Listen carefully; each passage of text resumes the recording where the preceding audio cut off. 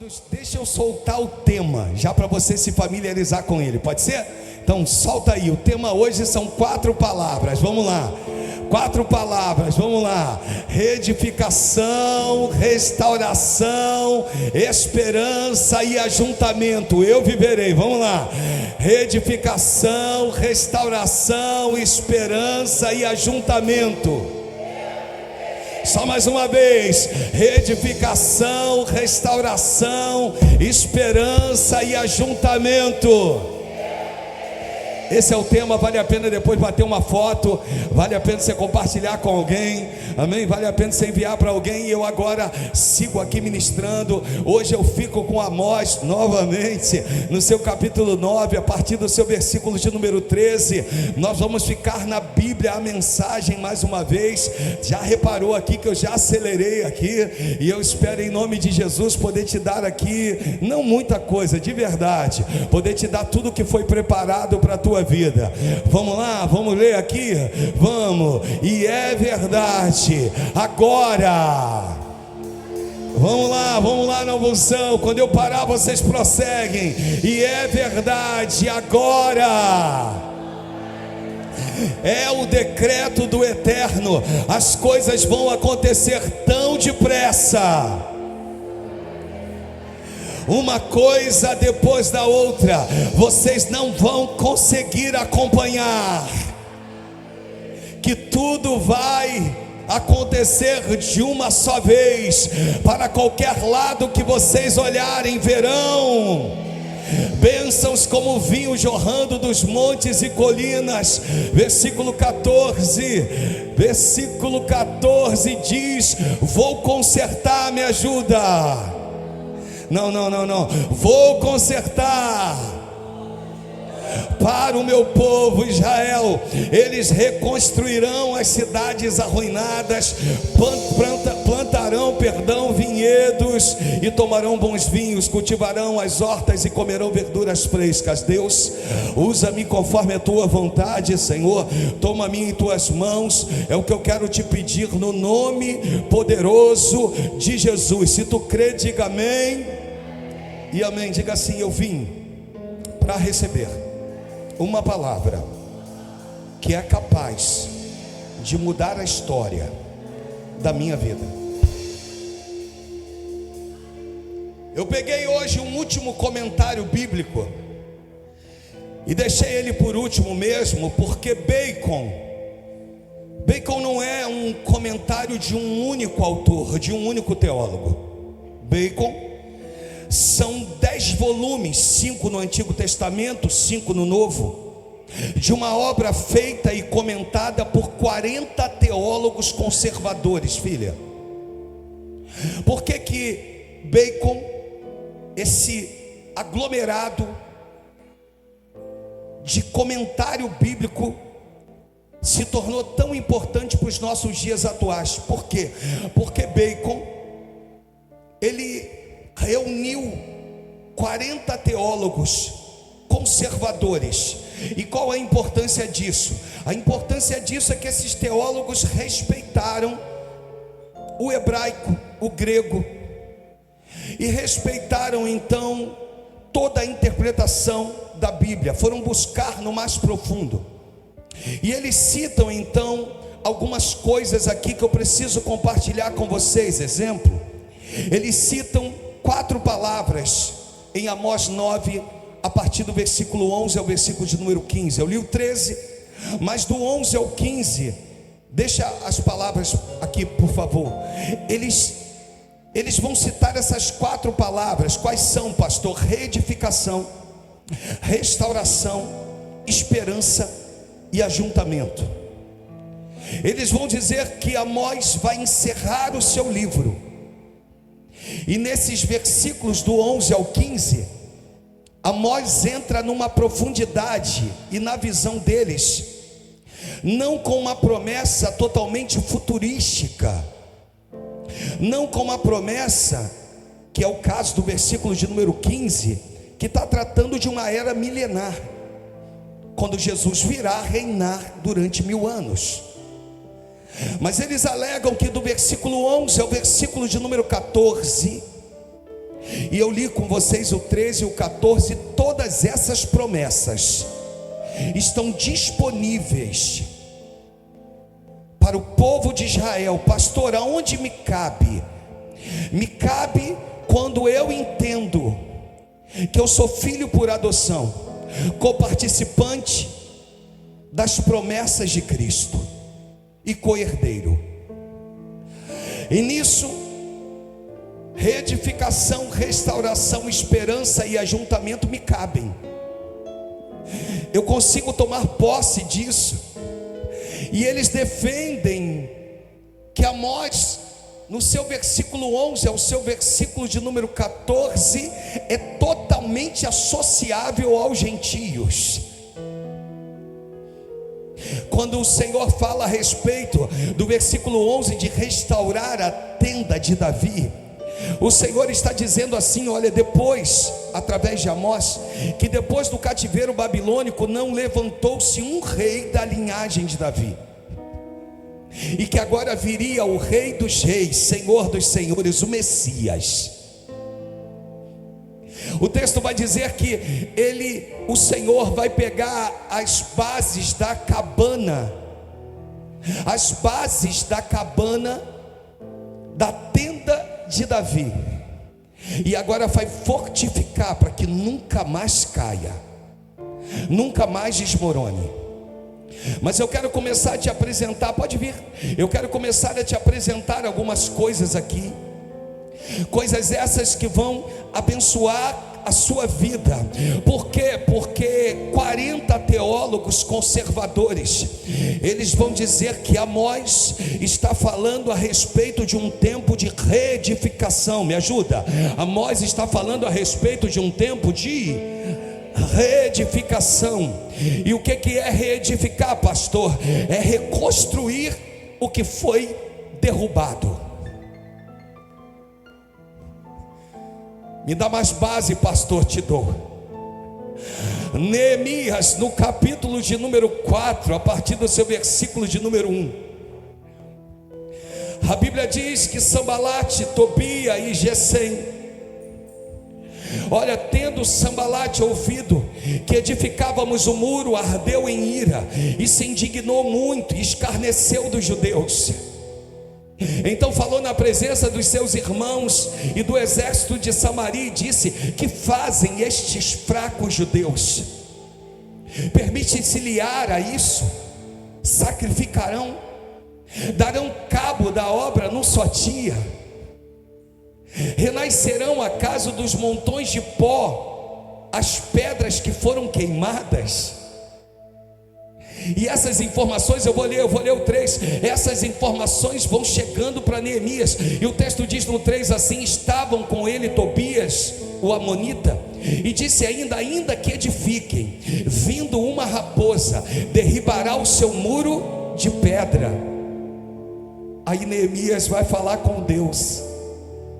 Por quê? Porque quando eu estou debaixo de uma promessa de reedificação, que foi o céu quem me deu, eu vou tratar com quem me deu a promessa. Você está entendendo? Diga amém. Ele vai dizer: ouve, ó nosso Deus, pois estamos sendo desprezados, caia o seu opróbrio. O que significa opróbrio, pastor? Opróbrio significa caia vergonha sobre a cabeça deles, faze que sejam despojos numa terra de cativeiro. Aí o versículo 5 vai dizer assim: olha, não lhe encubras a iniquidade, e não se risque de diante de ti o seu pecado, pois te provocaram a ira na presença dos que a edificavam. Fica no 5. Olha, ele está dizendo assim: Senhor, não foi comigo, o problema já não é mais comigo, agora o problema é contigo, porque se eu estou aqui para reedificar os muros, foi o Senhor que me mandou, e se foi o Senhor que me mandou, não é de mim que eles estão falando, é de ti. E se é de ti, Senhor, que a vergonha caia sobre eles. Se é de ti, Deus, a obra que começou, que possa findar. Deus está virando para mim, para ti, para nós, e está dizendo: eu, o Senhor dos exércitos, te dei uma ordem, e a ordem é: reedifique. No versículo de número 6, o texto vai dizer assim: assim edificamos o muro, e todo o muro se fechou até a metade da sua altura, porque o povo tinha ânimo para trabalhar. Deus está virando para mim, para ti, para nós, está dizendo: receba, porque hoje é noite de reedificação. Hoje Deus está dizendo: eu vou reconstruir o que foi derrubado. Eu não sei o que caiu, eu não sei o que desmoronou, eu não sei o que abalou a tua fé, mas hoje Deus está pegando a igreja lavada e remida, está falando a respeito de uma palavra. Coloca o tema para mim. Está falando a respeito de reedificação. Deus está virando para mim, para ti, para nós, e está dizendo: aquieta o teu coração, porque agora eu, Senhor, estou entrando e estou te dando ferramentas para começar a reconstruir o que o inimigo derribou. Deus está virando, está dizendo: é tempo de coisas novas. E depois, pastor, depois eles vão falar a respeito de restauração. Pastor, parece que são idênticas as palavras, elas se parecem: reedificação e restauração. E eu quero te mostrar aqui a diferença entre as duas palavras. Eles estão dizendo assim, ó: nesse tempo, repita comigo, diga assim: neste tempo eu vou viver a volta do que foi perdido e do que foi quebrado. Restauração, eu te falo, Deus vai trazer de volta tudo que foi perdido e tudo que foi quebrado. Deus está dizendo: shalom, nada quebrado, nada faltando e nada fora do lugar. Restauração, que ele tem a ver com shalom. Deus está virando hoje, no dia do Yom Kippur, no dia da finalização do dia do perdão. Deus está dizendo: eu, o Senhor, vou trazer de volta o que foi perdido. Deus está dizendo: se perdeu, mas não morreu. Deus está virando, está dizendo assim: está por aí, mas o meu Deus vai achar. Ele vai localizar e Ele vai trazer de volta. Tem alguém que tu precisa liberar isso? Diga assim: Deus manda dizer que Ele vai localizar, porque o GPS dele não falha, o GPS de Deus não falha. Ele está dizendo: vou localizar, e quando eu localizar, vou pegar e vou trazer de volta.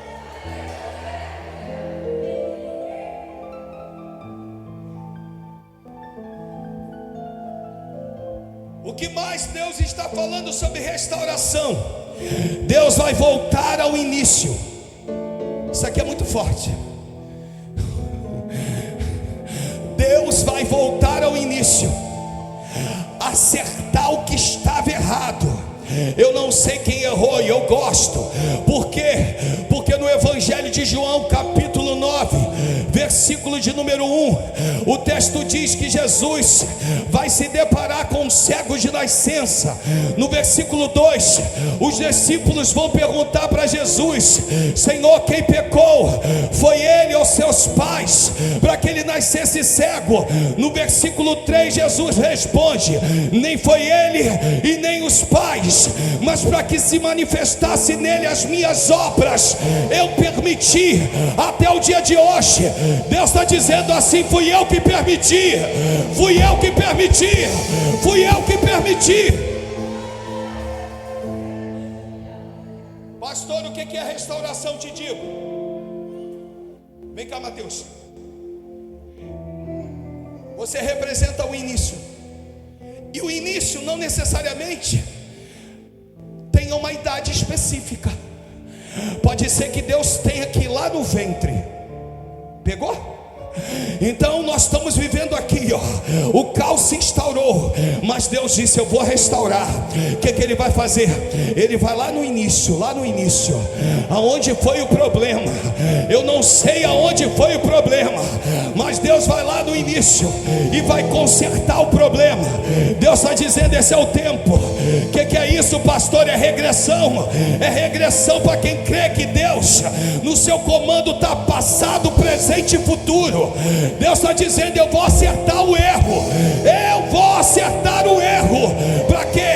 Para que nossos próximos passos possam ser passos de bênção, passos de vitória. E Ele está dizendo assim: depois que eu acertar no início, eu vou trazer de volta no estado original. Ei, vira para alguém, diz assim: ninguém na minha casa foi chamado para servir os espíritos malignos do inferno. Diga assim: na criação de Deus, Deus separou o homem como sua imagem e sua semelhança. Deus está dizendo: eu vou voltar, eu vou visitar, eu vou no início, eu vou restaurar.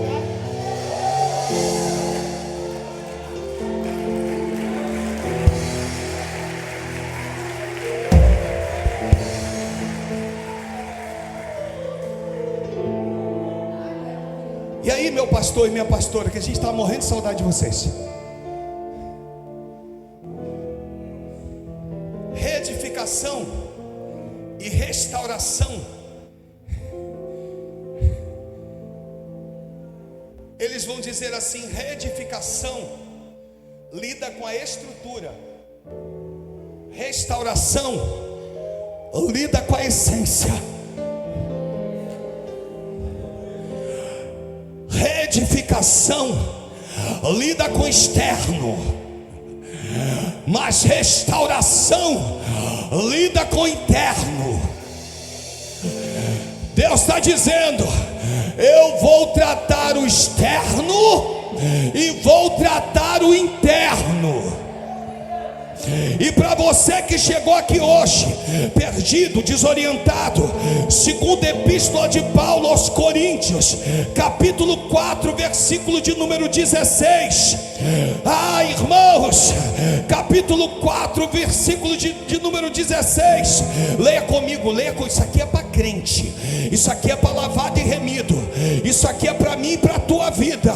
Vamos lá: por isso não desanimamos, pelo contrário, mesmo que o nosso homem exterior se corrompa, o nosso homem interior se renova dia em dia. Deixa lá, daqui a pouco a gente vai.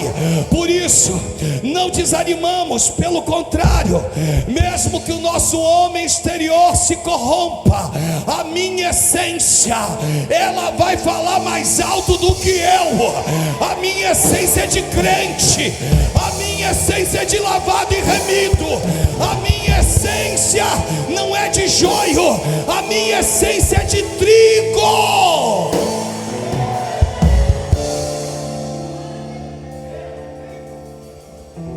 Versículo 17: porque a nossa leve e momentânea tribulação, leia a igreja, leia, produz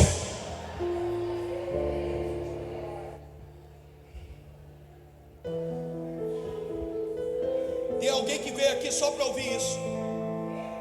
Vira para essa pessoa e diz assim: vai passar. Vira para ela e diz: vai passar. Diz, é leve e momentâneo, e produz para nós eterno peso de glória. Deus está dizendo: tudo isso que tu está vivendo é para a glorificação do nome de Jesus. Deixa eu repetir: tudo isso que tu está passando é para o nome do Senhor ser glorificado. Quando fala do peso da glória aqui, vocês do louvor, está falando do capote, está falando do peso da glória de Deus. Está dizendo, e Ageu, eu não posso me prolongar, mas Ageu no capítulo de número 2, no versículo de número 6, ele começa a me dar alusão a isso, porque assim diz o Senhor dos Exércitos: ainda uma vez, dentro em pouco, farei abalar o céu e a terra e o mar. Irmãos, versículo 7: farei abalar todas as nações e as coisas preciosas de todas as nações, e encherei de glória do capote esta casa, diz o Senhor dos Exércitos.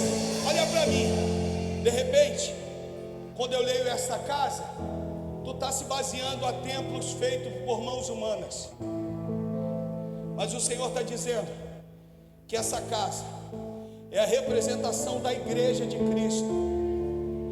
santuário da morada do Altíssimo. Deus está dizendo: você é a igreja de Cristo. Deus está dizendo: você vai ser tão cheio. Deixa eu repetir: você vai ser tão cheio, que Deus está dizendo: o cabode, o peso da glória vai descer e vai te encher. Se você entende isso, dá um glória a Deus aí, ofereça as suas palmas a Jesus.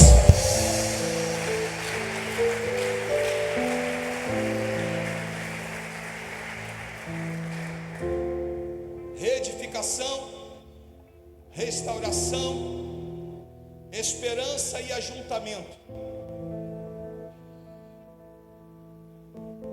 Repita comigo, diga assim: esperança. Repita essa frase, diga assim: a esperança é a expectativa confiante no cumprimento da promessa. Deixa eu repetir: a esperança é a expectativa confiante no cumprimento da promessa. Não é um simples otimismo, mas de uma certeza fundamentada na palavra. Ele disse que ia fazer, e se ele disse que ia fazer, eu considero feito. E aí eu gosto, porque os rabinos, eles vão dizer que quando a palavra diz assim, ó, nele reside todo querer e todo efetuar, eles estão dizendo assim: quando ele abre a boca, considere feito. Se ele está dizendo reedificação, restauração, esperança e ajuntamento, significa que ele já fez. Vira para alguém do teu lado: já aconteceu.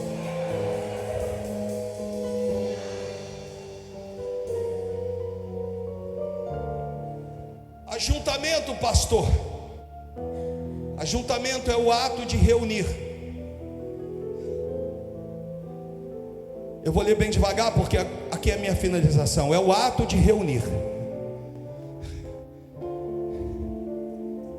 de fazer voltar a congregar,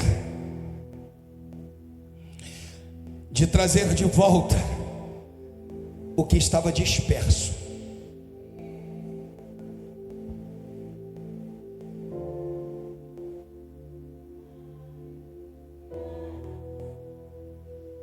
Irmãos, não tem nada fora do normal no meio de uma caminhada alguém se perder.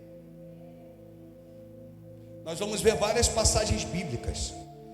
No Novo Testamento a gente pode começar pelo filho pródigo.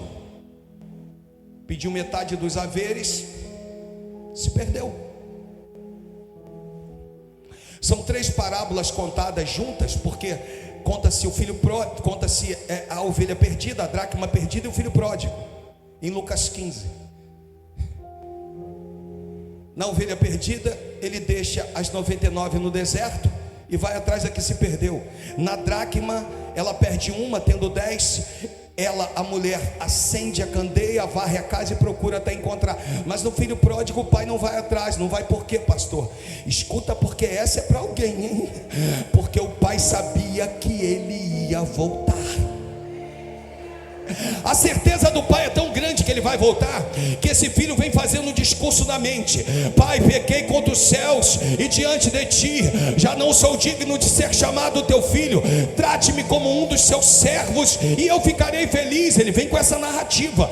Só que a Bíblia diz, Mateus, que o pai o vê de longe, corre e o abraça. Eu quero dizer que vai ter abraço, eu quero dizer que vai ter beijo, eu quero dizer que vai ter reedificação, restauração, esperança e ajuntamento. Deus está dizendo: eu vou juntar todo mundo de novo.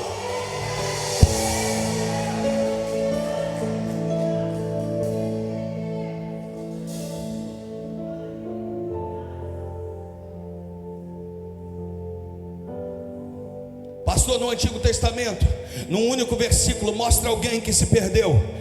Gênesis no capítulo de número 38, versículo de número 1. Eu anotei aqui para compartilhar enquanto eu estava preparando a mensagem. Eu falei para o Mateus André estava comigo no gabinete. Eu disse: rapaz, Deus me levou em Gênesis 38. Aí o texto diz assim: aconteceu que por este tempo que Judá, quem é Judá? Filho de Jacó. Quem é Judá? Ele vai fazer parte da descendência, vai fazer parte da descendência patriarcal.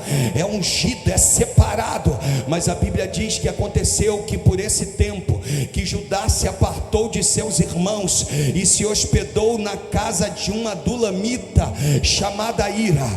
Irmãos, pode ser que ela tenha se hospedado, pode ser que aquele, o marido, o filho, a filha, por um determinado momento tenha se desviado dos irmãos, tenha se apartado dos irmãos, mas sobre a vida de Judá havia uma promessa.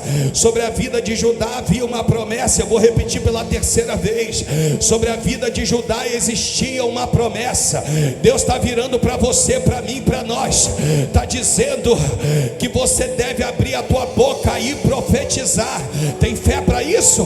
Tem fé para abrir a tua boca e esquecer quem está do teu lado? Tem fé para dizer? Pode ser que tenha se deixa o versículo 1 do capítulo 38. Obrigado.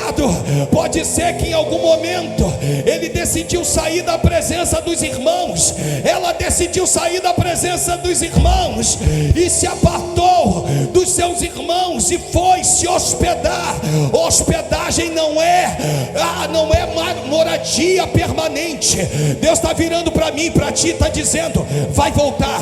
Tem alguém do teu lado? Diga: vai voltar, vai voltar, vai voltar, vai voltar.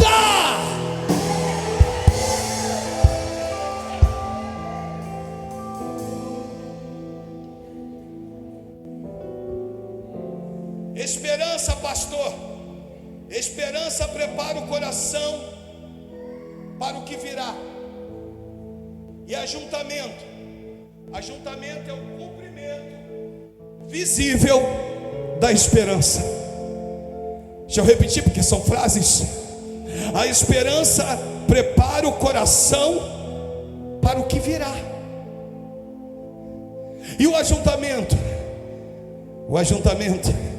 é o cumprimento. Estávamos todos reunidos no mesmo lugar. Diz Atos capítulo 2, a partir do seu versículo de número 2. O ajuntamento, de repente, veio um céu. Coloca um para a gente. Ao cumprir-se o dia de Pentecostes, estavam todos reunidos no mesmo lugar. De repente veio do céu um som como de um vento impetuoso, e encheu toda a casa onde estavam assentados. Apresentaram-se distribuída entre eles línguas como de fogo. Pousou uma sobre cada um deles. Ninguém vai ficar de fora, ninguém ficará de fora. Tem chama, tem presença, vai falando o nome da tua casa, dos filhos, vai dizendo: todos serão alcançados.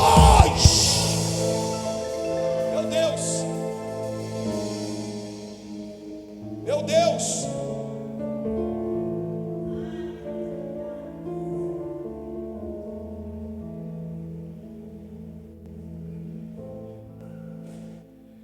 A Bíblia diz que existia um homem chamado Simeão.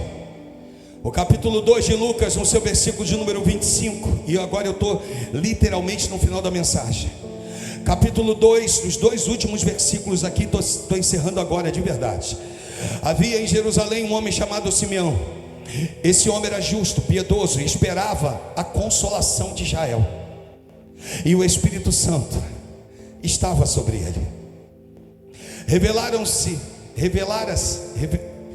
Revelara-lhe o Espírito Santo. Revelara-lhe o Espírito Santo que não passaria pela morte antes de ver o Cristo. O Espírito Santo se antecipa antes da sua descida em Atos, se antecipa para ele, porque quando se fala do Espírito de Deus no Antigo Testamento, não está falando do Espírito Santo, está falando do Espírito do Senhor. Mas o texto aqui diz que o Espírito Santo, na narrativa, diz que ele não passaria pela morte antes de ver o Cristo.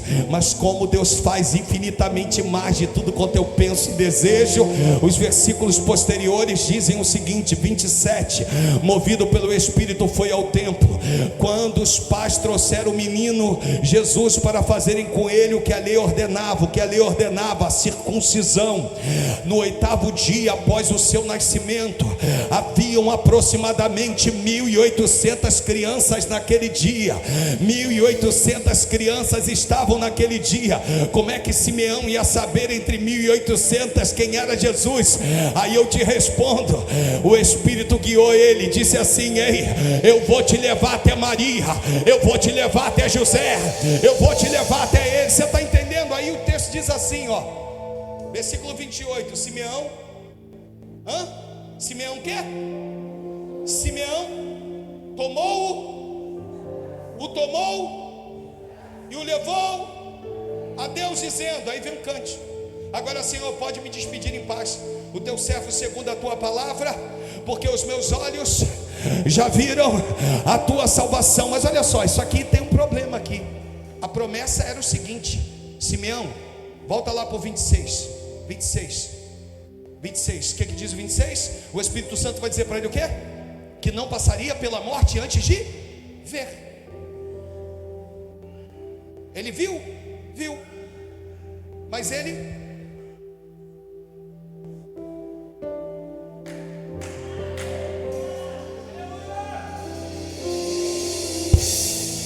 você vai voltar a abraçar aquilo que é teu.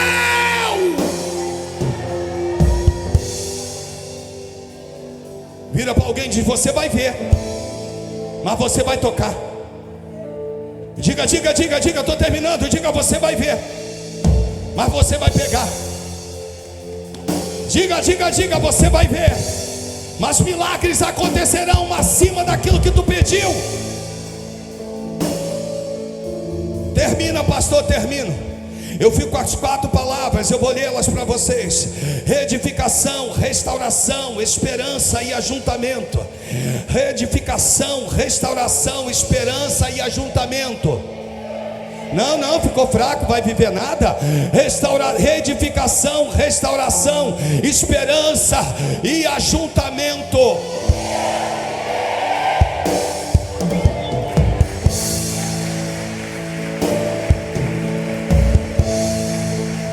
Salmos 118, versículo 17.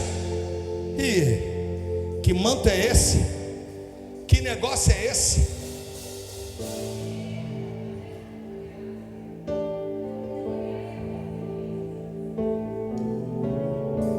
Eu vou deixar você. Isso aqui agora é particular, é Deus e você e Deus. É você e Deus, vai, é você e Deus, vai.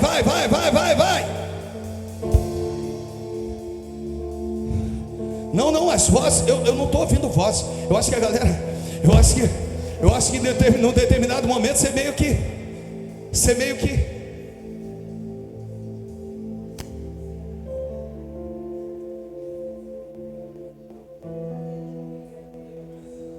não morrerei, antes viverei. Repita comigo, diga assim: eu estou debaixo de uma palavra profética. Não haverá impossíveis capaz de tirar das minhas mãos o que o meu Deus declarou. Não morrerei, antes viverei e contarei as obras do Senhor. Não morrerei, antes viverei e contarei. Com mais fé. Não morrerei, antes viverei e contarei as obras do Senhor. Não morrerei, antes viverei e contarei as obras do Senhor.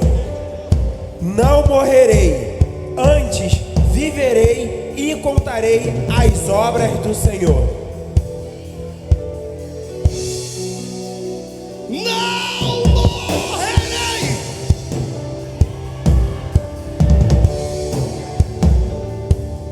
Antes viverei. Diga numa atitude de fé: eu vou ver com os meus olhos. Diga assim: eu vou tocar. E na finalização dessa conferência, as 4 palavras proféticas de hoje: edificação, restauração, esperança e ajuntamento.